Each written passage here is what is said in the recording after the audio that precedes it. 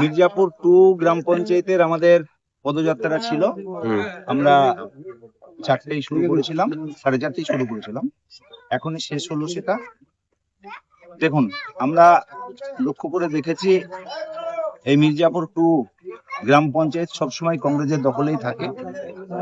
আপনারা লক্ষ্য করে দেখছেন গোটা বাংলা জুড়ে যে সন্ত্রাস হচ্ছে, এই মির্জাপুর 2 সেই সন্ত্রাসের শিকার, তাই কংগ্রেসের হাতছাড়া হয়েছে।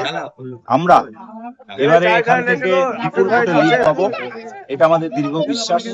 এবং পাশাপাশি আপনারা জানেন সকলেই যে প্রতিনিয়ত আপনার আমার 71 নম্বরের পাশেই 72 বিধানসভা, সেখানে আমাদের জননেতা অধীর রঞ্জন চৌধুরী মহাশয় দাঁড়িয়েছেন। সেখানে যেভাবে প্রার্থীকে নির্লজ্জভাবে হেনস্থা করা হচ্ছে, তার আমরা তীব্র প্রতিবাদ জানাচ্ছি। পাশাপাশি মুর্শিদাবাদের মানুষ তার জন্য জবাব দেওয়ার জন্য প্রস্তুত আছে। 23শে এপ্রিল আসতে দিন, আপনারা দেখতে পাবেন যে কংগ্রেসের দখলে 22টা সিটই কংগ্রেসের দখলে আসবে।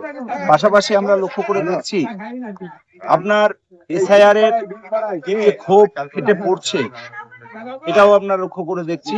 তার কারণে তৃণমূলের কাছ থেকে মুখ ফিরিয়ে নিয়েছে সাধারণ মানুষ, একদিকে ওয়াকফ, একদিকে এসআইআর আর ওবিসি নিয়ে। তাই মুসলিম সম্প্রদায়ের মানুষ মুখ ফিরিয়ে নিয়েছে, কংগ্রেসের দিকে আবার ঢল নেমেছে। আমরা দখল করবই করবো, এই আমার দৃঢ় বিশ্বাস।